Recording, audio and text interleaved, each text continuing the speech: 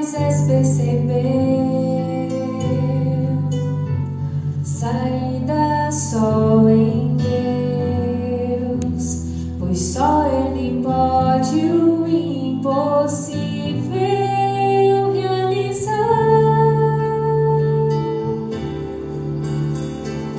Deus tem um jeito especial do impossível fazer.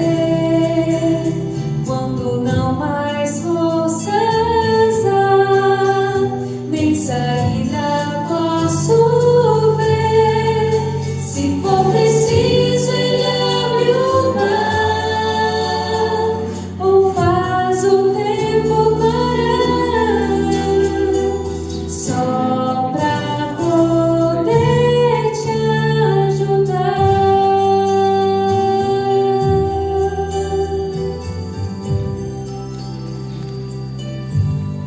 Lutas virão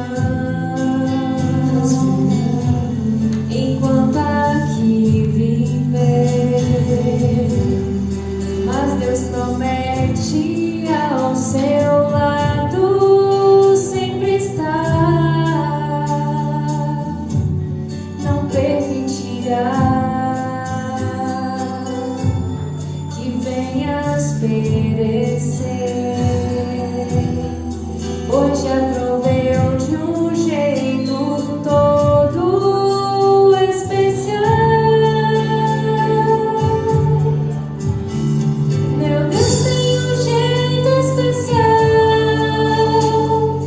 do impossível fazer.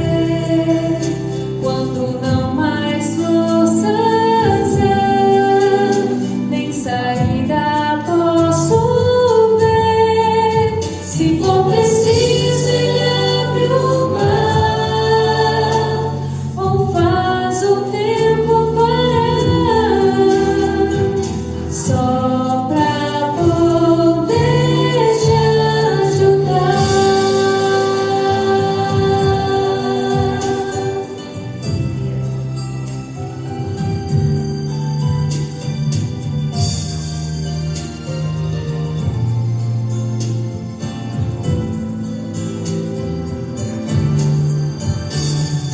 Deus tem um jeito especial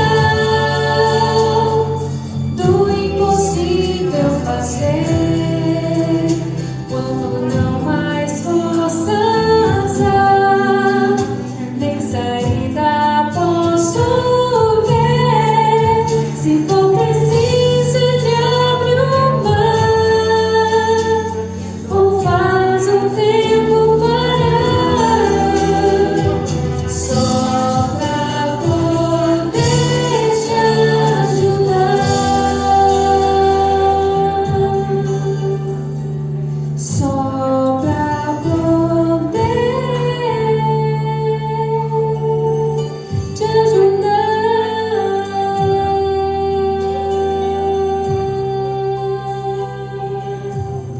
Amém. Que nós possamos sempre confiar nesse Deus, que é o Deus do impossível. Amém.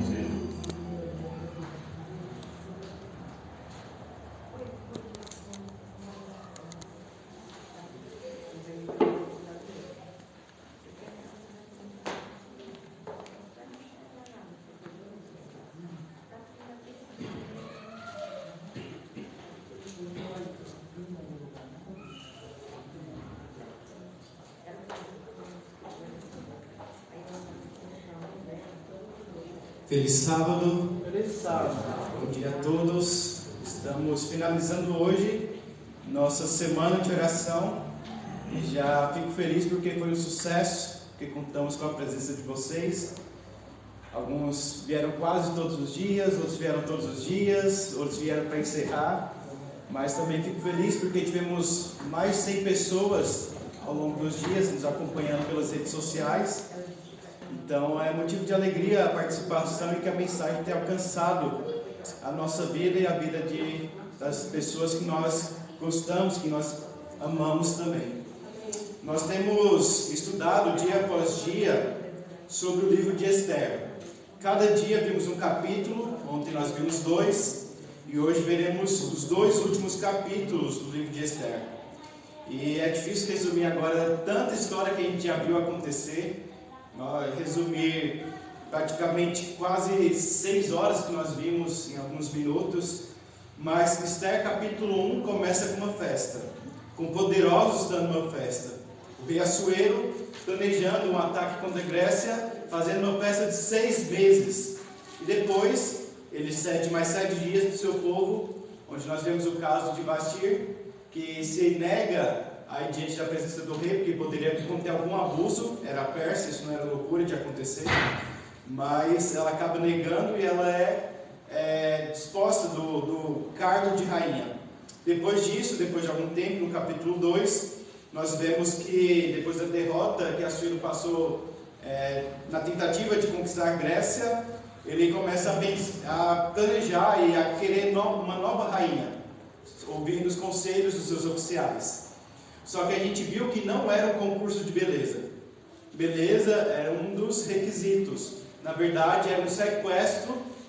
E a gente viu que Esther, ela se dá bem nisso, né?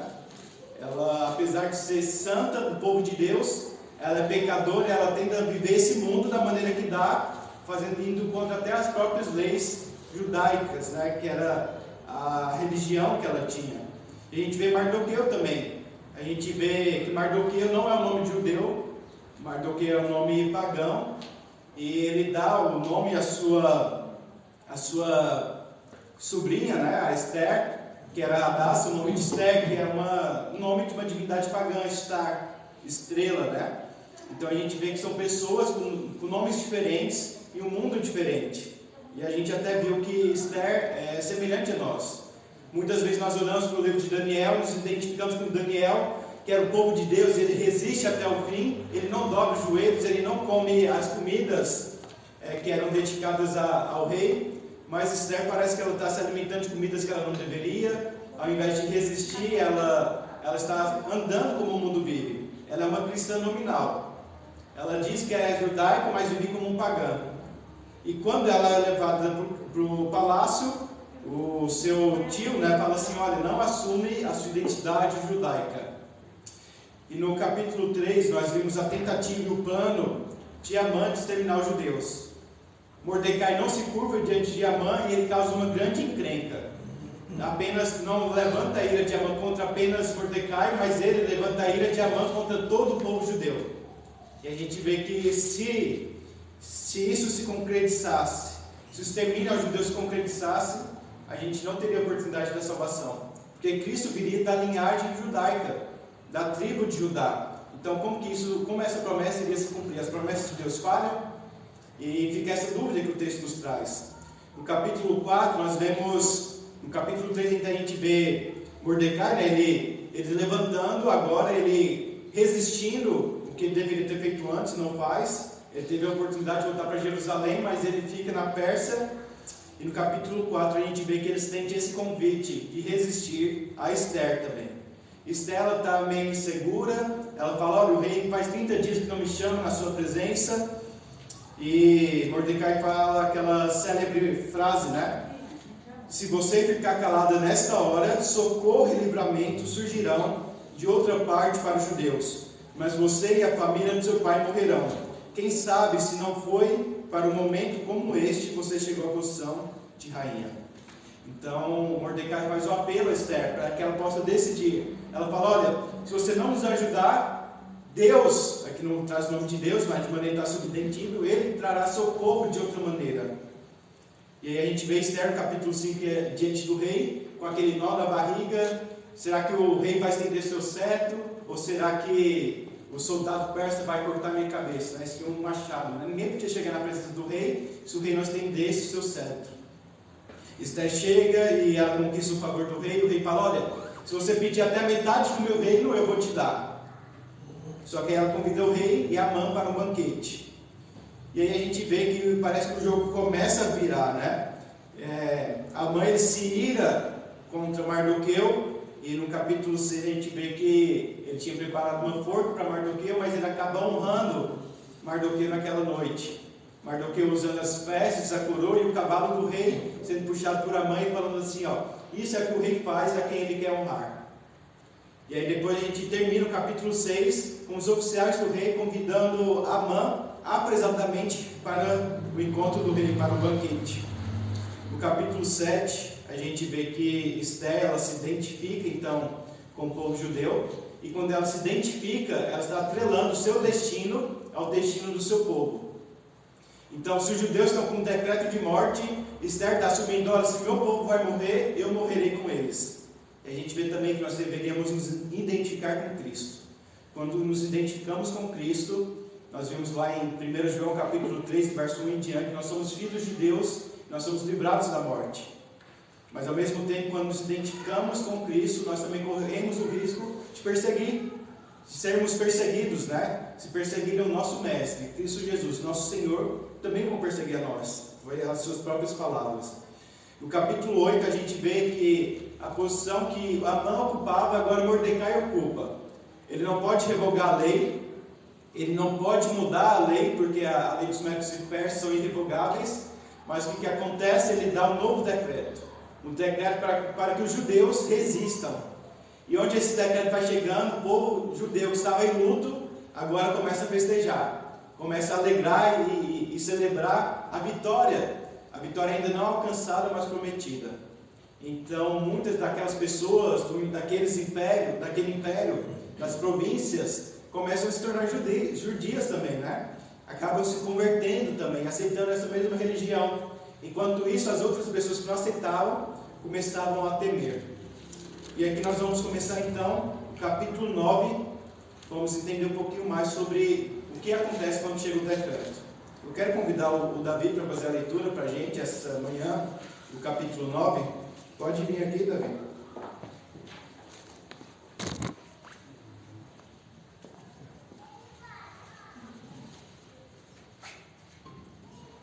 O capítulo 9 é uma continuação do relato do povo de Israel, do povo judeu, a resistir contra o ataque dos persas. Diz assim: No dia 13 do 10º mês, que é o mês de Adar, quando chegou a palavra do rei, a sua ordem para se executar no dia em que os inimigos dos judeus contavam assinhorosamente deles, sucedeu-se ao contrário, pois os judeus é que se assenhoreavam dos que odiavam, porque os judeus, nas suas cidades, em todas as províncias do rei Assuero, se ajuntavam para dar cabo daqueles que lhe procuravam o mal, e ninguém podia resistir, porque o terror que inspiravam caiu sobre todos aqueles povos. Todos os príncipes das províncias, os sátrapas, os governantes, os oficiais, reis, auxiliavam os judeus, porque tinham caído sobre eles o temor de Mordecai.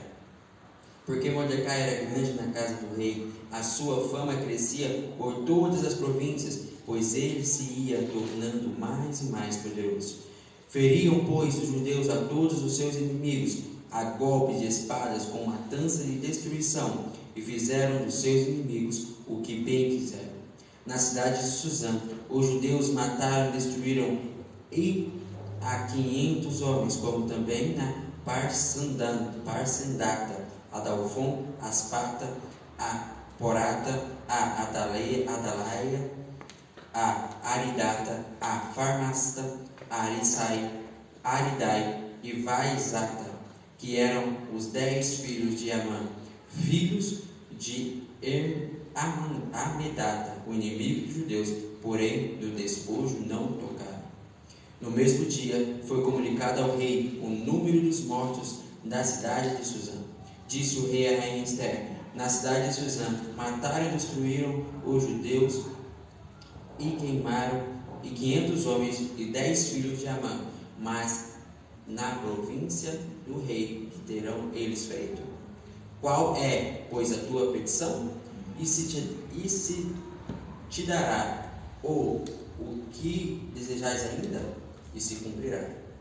Então disse Esther: se bem parecer ao rei, conceda-se aos judeus que se acham em Suzã, que também façam amanhã segundo o edito de hoje, e dependurem as forças dos cadáveres dos 10 filhos de Amã.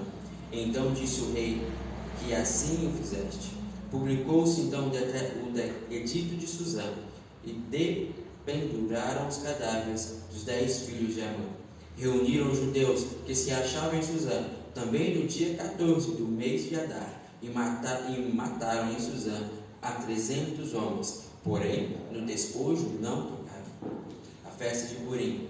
Também os demais judeus que se achavam nas províncias do rei se reuniram e se dispuseram para defender a vida e tiveram sossego dos seus inimigos, e mataram a 75.000 dos que odiavam, porém no despojo não tocaram. Sucedeu isso no dia 13 do mês de Adar. No dia 14 descansaram e o fizeram dia de banquete de alegria. Os judeus, porém, que se achavam em Susã, se ajuntaram nos dias 13 e 14 do mesmo, e descansaram no dia 15, e o fizeram dia de banquete de alegria. Também os judeus das vilas que habitavam nas aldeias abertas fizeram no dia 14 do mês de Adar dia de alegria e de banquete, e dia de festa, e de mandarem porções de banquete uns aos outros. Mordecai escreveu essas coisas e enviou cartas a todos os judeus que se achavam em todas as províncias do rei Assuero, aos de perto e aos de longe, ordenando-lhe que comemoravam o dia 14 do mês de Adar, o dia 15 do mesmo, todos os anos, como os ditos, e os judeus tiveram sossego de seus inimigos, e o mês que lhes se mudou de tristeza em alegria, e de luto em dia de festa, para que o fizessem dia de banquete e de alegria, e de mandarem porções de banquete uns aos outros, a dádivas aos pobres. Assim, os judeus aceitaram como costume o que naquele tempo haviam feito pela primeira vez, segundo Mordecai lhe prescrevera, porque Amã, filho de Amandeta, o Agagita, inimigo de todos os judeus, tinham intentado destruir os judeus e tinham lançado o pur, isto é, sorte para todos, assolar e destruir. Mas, tendo Ester ido perante o rei, ordenou ele por cartas que o seu mau intento que assentara contra os judeus recaísse contra a própria cabeça dele, porque que enforcasse aqui aos seus filhos. Por isso, aqueles dias chamou Purim, do nome Pur. Daí, por causa de todas as palavras daquela carta e do dia que testemunharam e do que lhes haviam sucedido, determinaram os judeus e tomaram sobre si, sobre a sua descendência, sobre todos os que lhes chegavam, e eles que não deixariam de comemorar estes 2 dias, segundo o que lhes escreveram, dele e segundo o seu tempo marcado, todos os anos, e que esses dias seriam lembrados e comemorados geração após geração, e todas as famílias em todas as províncias e em todas as cidades, e que este dia de Purim jamais caducariam entre os judeus, e que a memória dele jamais se extinguiria entre os descendentes. 29. Então a rainha Ester, filha de Abiail, e o judeu Mordecai escreveram com toda a autoridade, segunda vez, para confirmar a carta de Purim. Expediram cartas a todos os judeus, a 127 províncias do reino Assuero, com palavras amigáveis e sinceras, para confirmar esses dias de Purim nos seus tempos.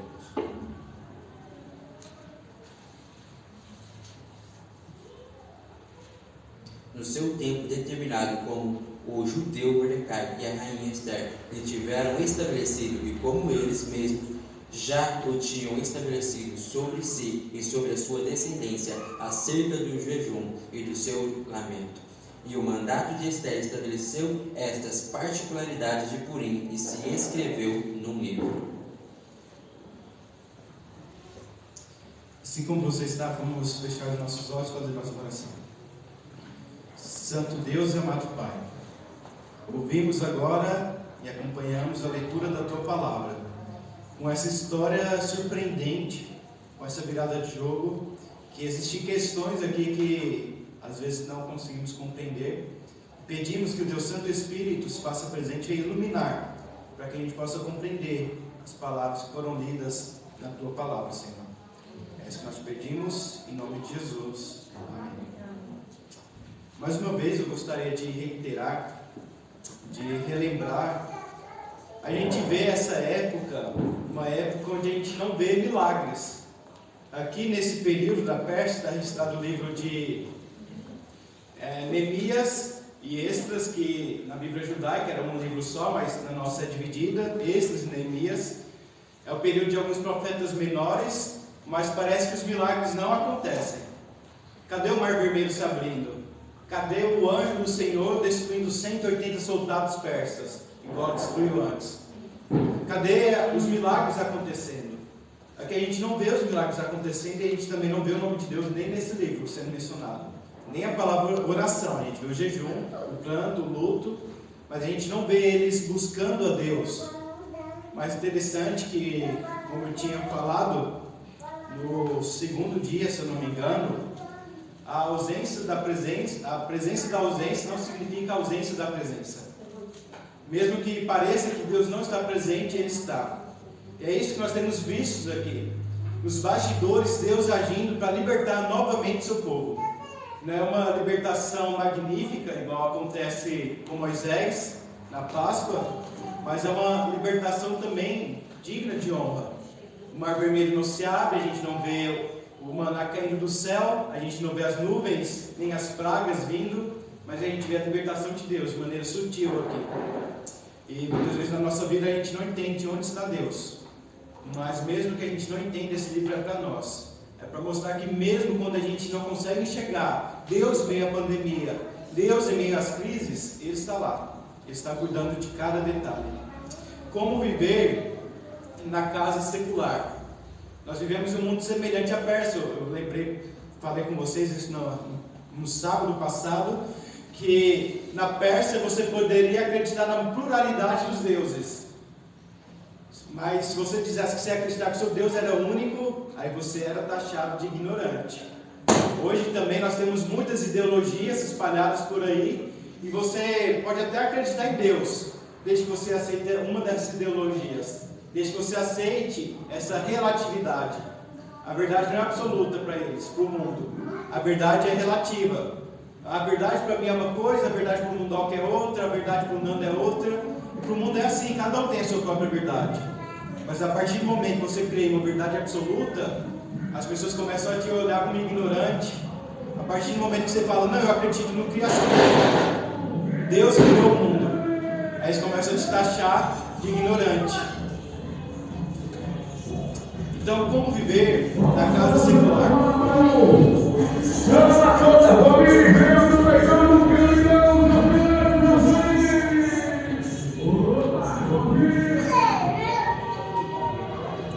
Como viver em meio à imoralidade? Como viver no país do carnaval cheio de moralidade? Um país que você vê nos programas a pornografia exposta, nas novelas, em tudo, nos filmes. Como viver assim? Igual era na Pérsia, nós estamos vivendo hoje também.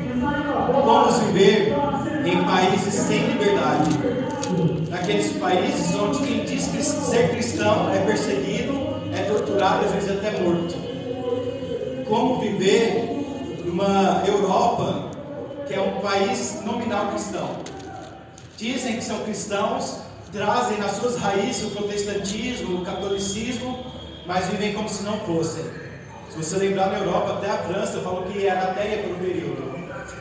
E depois reconheceram que não tinha como um país ser ateu, porque gerava vários problemas sociais. Mas ainda assim eles vivem como um país de liberdade, mas um país que o cristianismo lá é nominal. Como viver numa igreja que cresce, num país onde uma igreja cresce cada vez mais, como na África e em outras regiões, só que cresce com uma teologia errada. Uma igreja que está misturada com misticismo, misturada com paganismo. Como viver na universidade, onde quando você demonstra suas crenças, você é visto como uma pessoa ignorante, como uma pessoa burra, como uma pessoa que não entende nada. É uma pessoa que não sabe o que é ciência. Nós vivemos em um tempo de guerra. Nós vivemos neste mundo onde não aceitam os incomuns. Nos chamam de incomuns, né? Nós estamos fora do padrão deles. E o padrão deles é não ter padrão, se vocês já perceberam. Mas quando nós seguimos o padrão da Bíblia, nós somos incomuns. Nós vivemos em tempo de guerra. E aqui nós vemos que o decreto foi feito por Amã ia se concretizar, mas também o segundo decreto de resistir.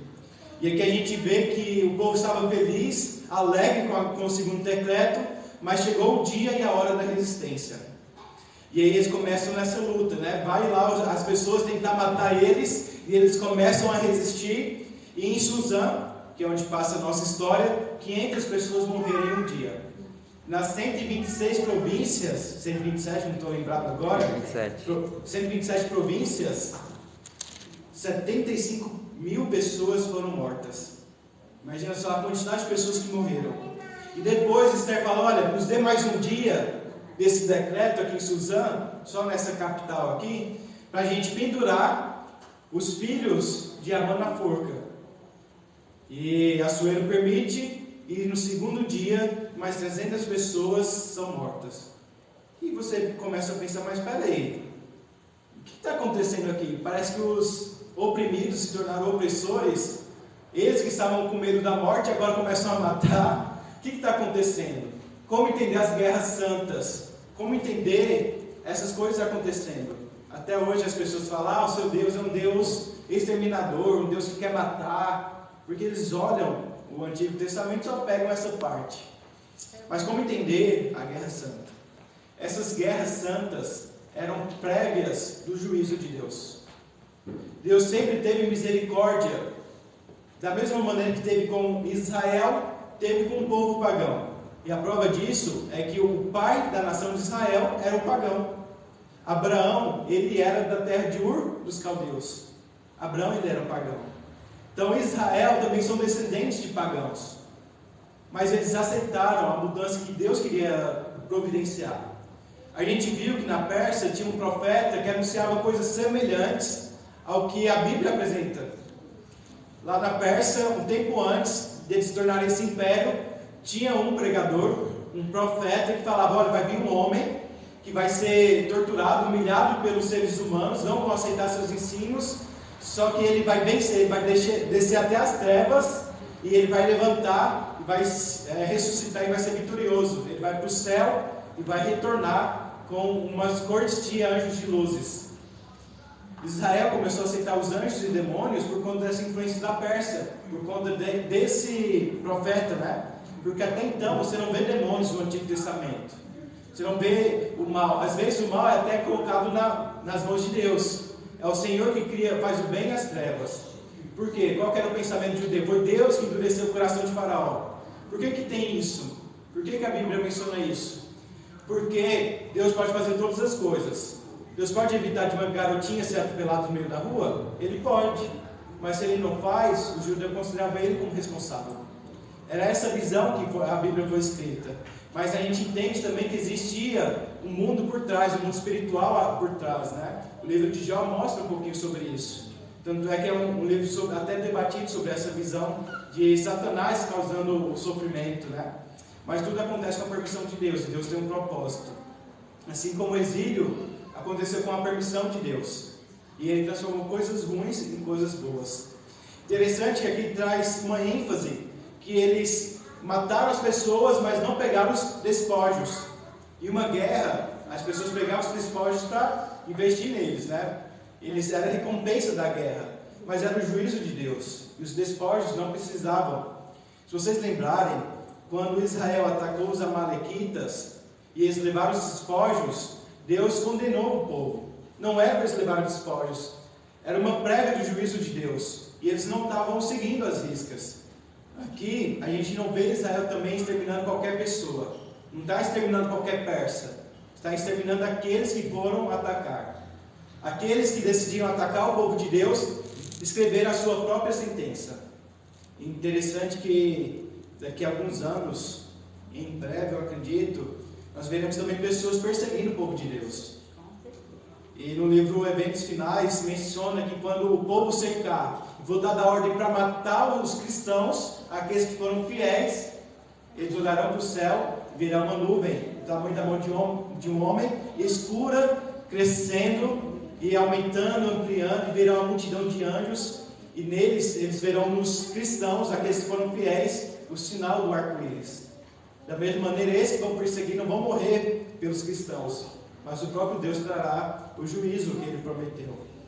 A questão que nós vimos, nós temos que nos identificar com o povo de Deus. Temos que ser cristãos, ser seguidores de Cristo. Para entender essa questão dos despojos também, lembra de Acã? Acã, ele pegou uma capa lá bem bonita, né? Ele gostou da capa, escondeu e foi lançando sorte até descobrir o que tinha acontecido, e toda a casa dele pereceu por conta disso. Deus queria que Israel fosse uma nação que serviria como a espada de Deus para trazer o juízo. Sodoma e Gomorra teve a oportunidade. Sodoma e Gomorra conheceram sobre a possibilidade da salvação, mas eles eram tão depravados que fecharam todas as oportunidades. Aqui em Esther, a gente não vê mulheres e crianças morrendo. A gente vê aqueles que atacaram sendo mortos, né? Em legítima defesa, pode-se dizer assim. E hoje ainda é assim? A gente pode perguntar, né? Se alguém tentar me matar, eu posso matar a pessoa de volta? Eu posso tentar me defender? Com a completude da obra de Cristo, em sua primeira vinda, tudo mudou. Nós não temos mais um Israel físico, espada de Deus, mas nós temos um Israel espiritual, com uma luta espiritual. A nossa luta não é contra as potestades, mas contra as forças do mal. Nós lutamos agora na guerra de uma maneira espiritual. Imagina só, se fosse da mesma maneira, a gente não veria os mártires, mas a gente veria um exército, né, correndo para atacar os seus perseguidores. A gente não veria Cristo morrendo, cedendo, sem falar uma palavra, como ovelha muda diante dos seus criadores, mas a gente veria ele resistindo. Mas a guerra mudou, porque o problema não são as pessoas, o problema é o pecado. É o pecado que tem que ser exterminado, e não as pessoas. Mas tem pessoas que abraçam tanto o pecado, que é difícil você separar a pessoa do pecado. Nessa manhã a pergunta que eu faço é: você tem abraçado o pecado, ou você tem pedido auxílio de Deus para abandonar o pecado? Qual que é a sua atitude? Nós lutamos contra o pecado levando o triunfo da vitória de Cristo. A vitória que foi concretizada mais de 2000 anos atrás e que será ainda mais quando Ele retornar. O povo, a gente vê que ele celebra olhando para o passado, mas ansiando pelo futuro. Eles olham como Deus libertou eles, mas eles comemoram porque Deus também libertará eles no futuro. Sabe, eles não morreram, eles viveram, venceram, mas ainda assim eles estavam em exílio. Ainda assim eles estavam longe de Jerusalém. Ainda assim o templo ainda não estava sendo reconstruído. Ainda assim eles estavam passando por dificuldades. Eles venceram os seus opressores, mas a luta ainda não tinha acabado.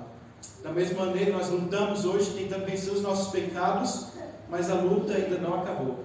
A gente celebra com a vitória que nós obtemos no passado, mas aguardando também a vitória que receberemos no futuro. Quando Cristo vier, nós não precisaremos mais lutar contra essa natureza pecaminosa, porque seremos glorificados. Toda essa natureza que nos leva para o mal será exterminada. Interessante que a festa vem depois da luta também. A gente vê que o povo estava de luta e começa a comemorar pelo decreto. Aí chega o dia, eles lutam e depois eles vencem e começam a comemorar. E eles têm um descanso. Existe uma teologia na Bíblia que é a teologia do descanso. Como assim descanso? É o sábado? Não. É o descanso do sono? Não. É o descanso da terra.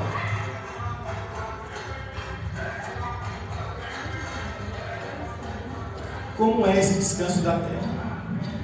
O descanso da terra era uma promessa de que o povo de Israel, o povo de Deus, não teria mais inimigos para atacar.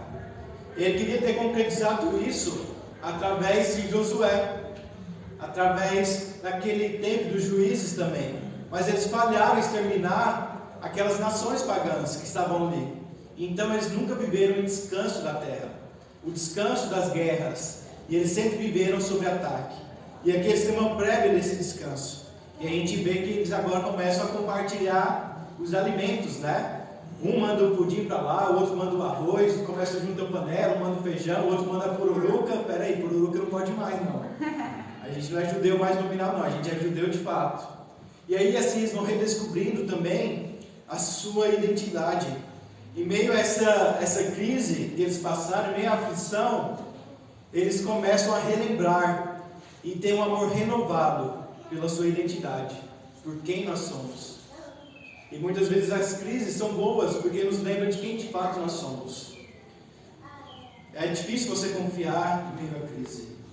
Quando você decide ser um adventista e vem a crise do desemprego, a primeira coisa que talvez você pense é: não, eu preciso trabalhar no sábado porque eu preciso manter a minha casa. Imagina só, é uma situação que eu não passei. Alguns de vocês podem ter passado, mas eu nem imagino como seja difícil. Talvez imagina só, daqui a alguns anos, quando o decreto for todo guardador do sábado, todo sabatista será perseguido, porque estão causando essa aflição no mundo. A gente está vendo que isso já está se encaminhando. Imagina só, em meio a essa crise, o que a gente fará? A crise é uma oportunidade da gente renovar a nossa identidade. E por isso nós vemos o sábado como um dos sinais, também a ceia do Senhor, né? A ceia do Senhor é uma lembrança, é compartilhar os alimentos, né? O pão e o suco de uva, para lembrar que Ele já venceu, para anunciar a sua morte até que Ele venha. A gente vê que Purim se torna uma festa para lembrar quem os judeus eram e também para lembrarmos nós quem nós somos. Nós estamos no mundo, mas não somos do mundo. No fim, mas a gente vê que a história continua. E vamos ler agora para finalizar o capítulo 10. Diz assim: o rei Assuero impôs tributos a todo o império, até sobre as distantes regiões costeiras. Todos os seus atos de força e de poder e o relato completo da grandeza de Mardoqueu, a quem o rei dera autoridade, estão registrados no livro das crônicas dos reis da Média e da Pérsia. O judeu Mardoqueu foi o segundo na hierarquia depois de Assuero. Era um homem importante entre os judeus e foi muito amado por eles, pois trabalhou para o bem do seu povo e promoveu o bem-estar de todos. Quem dera a gente tivesse políticos assim, né? Cristãos que de fato representassem os cristãos, né? E trabalhassem pelo bem do seu povo, ou que trabalhassem pelo bem da sua sociedade também. Mas a gente vê aqui que no final das contas, quem manda na casa da Pérsia é o Severo Assuero. Ele continua mandando. E ele é perverso, ele aumenta os impostos. Imagina só, a vida fica mais difícil pagar os impostos. Você tem que trabalhar e o dinheiro poderia sobrar para você fazer alguma coisa, agora você tem que passar para o rei, né? Para as satrapias, como a gente viu. Pelos responsáveis de recolher o imposto. E a gente não pode esperar que essa terra vire o céu antes da vinda de Cristo. A gente pode cantar o céu é aqui, e de fato o céu começa aqui, mas não é aqui, será aqui. A alegria do céu a gente já pode experimentar o gostinho e a amostra, né? Eu estava olhando aqui, né, e lembrando flores que não murcham, né? Essa aqui não murcha também, mas não será sintético, né? Será de fato real. E a gente pode até se alegrar aqui, a gente pode celebrar, pode compartilhar o junto da panela, pode fazer essas questões de alegrar, né, de festejar. O livro de Eclesiastes fala sobre isso. Fala sobre a vida injusta, a vida debaixo do sol, onde as pessoas perecem, onde há injustiça, mas também fala sobre aproveitar a vida, ter prazer na vida, se alegrar com as roupas que você tem, comer o banquete que você tem, vestir as roupas de festas. Não é errado você ter uma vida boa aqui na terra, mas a gente tem que lembrar que essa terra não é o céu, que o céu só será quando Cristo voltar. E aqui é um convite para nós compartilharmos as boas novas sobre o que é o livro de Esther. Será que o livro de Esther é sobre Mardoqueu? Um homem que era judeu, mas vivia como persa. Será que o livro de Esther é sobre Esther? Afinal, traz o nome dela, né? O livro chama Esther. Será que é sobre ela, aquela menina que cedeu aos encantos do mundo, indo contra seus princípios, se casando com um pagão, fornicando, abrindo mão das alimentações, mas que depois ela se converte. Ela começa a resistir e torna o seu povo um emblema de proteção. Será que o livro é sobre o seu povo? Sobre aquele povo na Pérsia, que era um povo nominal? Será que o livro é sobre Deus, mas não traz o nome dele? O livro é sobre tudo isso e um pouco mais. O livro de Esther é um livro sobre o dia da vitória de Deus. A festa de Purim, que é mencionada aqui, era comemorado um mês antes da Páscoa, porque foi uma segunda libertação que Deus fez. Na Páscoa, Deus libertou as pessoas, né? Quem aspergiu a sua casa, os umbrais da sua porta com o sangue do cordeiro sobreviveu. Aqui também, quando a gente vê quem se identificou, dizendo assim, declarando, eu sou um judeu, também sobreviveu. O livro de Esther é sobre o dia da vitória de Deus, mas também é sobre o dia do descanso. Um dia em que teremos finalmente o descanso, sem mais lutas, sem mais guerra, sem mais medo, sem mais temores. Também é sobre o triunfo da casa de Deus sobre a Pérsia. É Deus, mesmo diante da sua aparente ausência, mostrando que Ele é capaz de vencer. Nós olhamos e vemos os impérios do mundo vencendo e conquistando, mas cadê o Rei Jesus? Porque nós servimos a um Rei invisível. Nós servimos ao reino, mesmo estando submetidos a outros reinos. Por exemplo, nós servimos ao reino de Deus, mas no reino de Deus a gente tem que também servir a Bolsonaro, a Lula, quem for que seja o presidente, a Trump, a Biden, Obama, e a gente se submete a esses reinos. Eu queria fazer um adendo, e muitas vezes a gente compartilha a vitória desse reino aqui. O meu político está vencendo, o meu político está ganhando. Olha só as provas aqui de que ele era inocente. Olha só aqui as provas de que ele está certo. E começamos a compartilhar, mas nós temos que compartilhar não a vitória dos reinos dessa terra. Nós temos que compartilhar a vitória do reino de Deus. Amém. Nós temos que orar pelos nossos líderes. Nós temos que interceder por eles. E Paulo aconselhou isso mesmo diante do imperador Nero, que estava perseguindo e matando os cristãos. Mas nós vivemos para um reino que é maior. Nós somos pastoreados por Cristo Jesus. Ele é um rei, mas também é um pastor.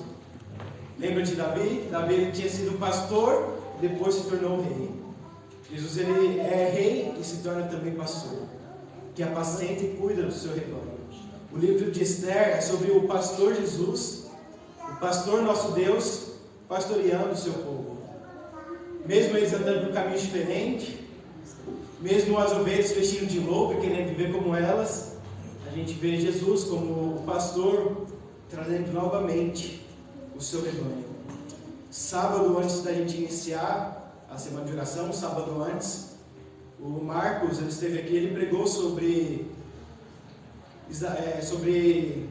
Salmos 23. Estava lembrando aqui Salmos 23, lembrei de um pastor que fala João 23 e leu o Salmo, mas Salmo 23. Certamente a bondade e a misericórdia do Senhor nos acompanharão todos os dias da nossa vida. Amém. Ainda que a gente ande pelo vale da sombra, ainda que as trevas trazem o medo e a morte, ainda assim a gente pode confiar em Deus e não temer esse mundo. Esse mundo é perverso. A gente não vive para ele. Nós estamos no mundo, mas não somos dele. Nós somos do pastor Jesus, o pastor que nos ama e nos cuida. Neste momento, a Amanda vai cantar uma mensagem musical. Você possa tomar uma decisão de decidir ser ovelha de Jesus, confiar no seu cuidado, no seu pastoreio. Que Deus possa nos abençoar nessa manhã.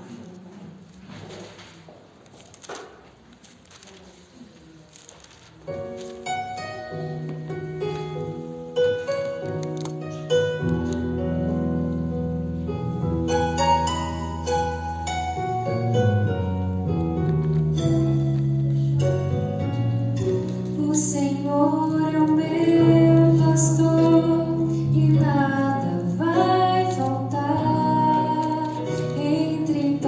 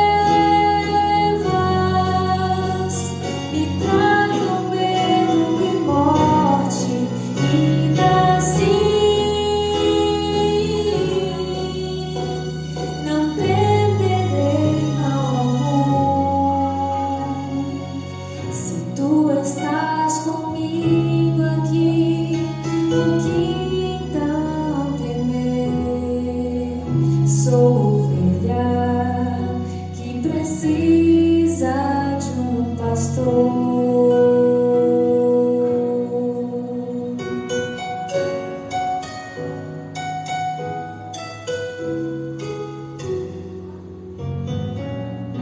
A bondade e a justiça ao meu lado estão. Se eu seguir ao meu pastor com sincera devoção, e habitarei para sempre nos ternos braços do Senhor. Sou ovelha que precisa de um pastor. Nem que as trevas me tragam medo e morte, ainda assim não temerei mal algum. Se tu estás comigo aqui, o que então temer? Sou ovelha que precisa de um pastor. Sou ovelha que precisa de um pastor.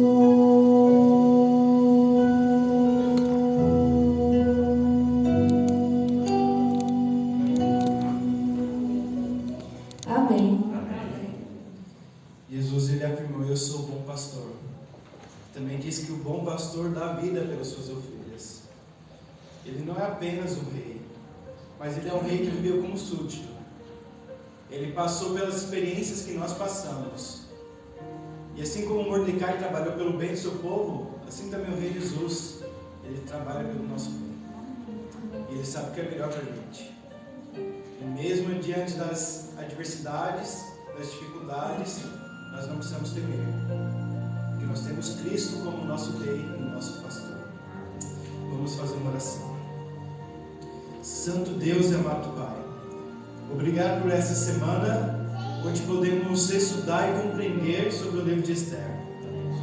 Um livro que fala sobre um povo nominal que começa e decide a ser de fato, assumir a identidade daqueles que o Senhor chamou para que eles fossem. Nós vemos também o livro de Esther é sobre o descanso que o Senhor nos dará. O descanso que o Senhor deu a eles, mas também o descanso eterno.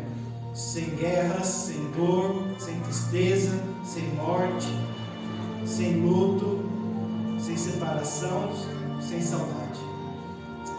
Também vimos que é um livro que nos motiva a celebrarmos e a comemorarmos a vitória do passado, mas aguardando também a vitória prometida no futuro, Pai. Senhor, somos teus servos aqui na terra. Somos embaixadores que te representamos, Pai. E muitas vezes não temos te representado como deveríamos. Mas nos ajuda, assim como Esther e Mordecai tiveram a oportunidade de mudar a sua vida, o Senhor também possa nos ajudar a mudar a nossa, Pai. Senhor, cuide de cada um, de cada pessoa aqui nesta manhã. Também aqueles que estão acompanhando pelas redes sociais, ou pelas pessoas que ainda mesmo nem vieram, Pai.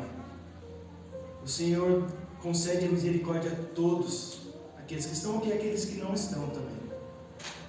Mas, Pai, sabemos que é só seguindo o Teu padrão, os Teus princípios, é que podemos ser felizes, Pai.